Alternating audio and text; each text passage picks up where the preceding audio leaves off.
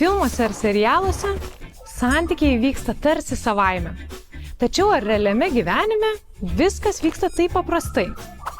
Sveiki ir saugūs santykiai yra mūsų emocinės ir psichologinės gerovės dalis. Jie mus augina kaip asmenybę, padeda būti geresnė savo versija ir padeda kurti stiprų ryšį su kitais žmonėmis.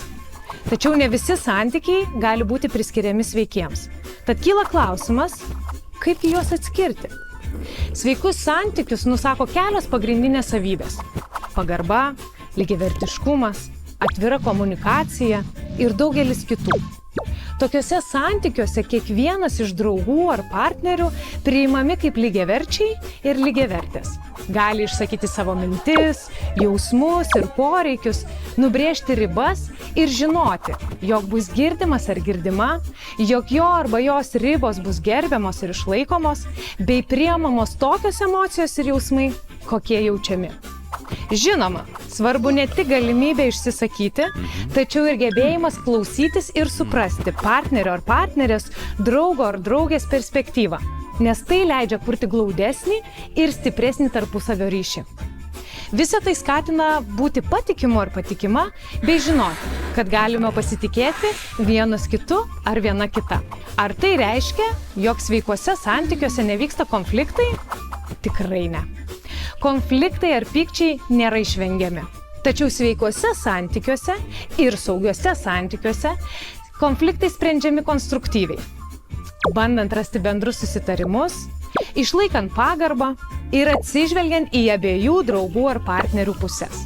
Žalingi santykiai atvirkščiai.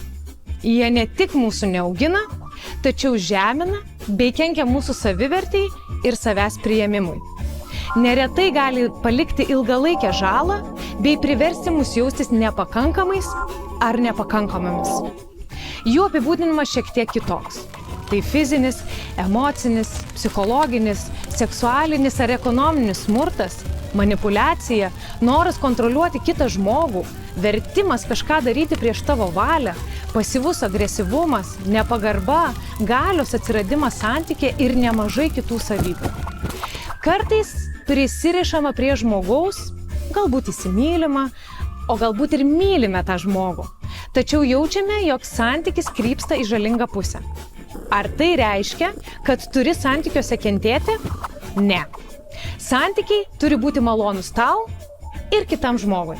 Tad prisimink ir daug kartų pakartok sau. Santykiai neturi būti kančia.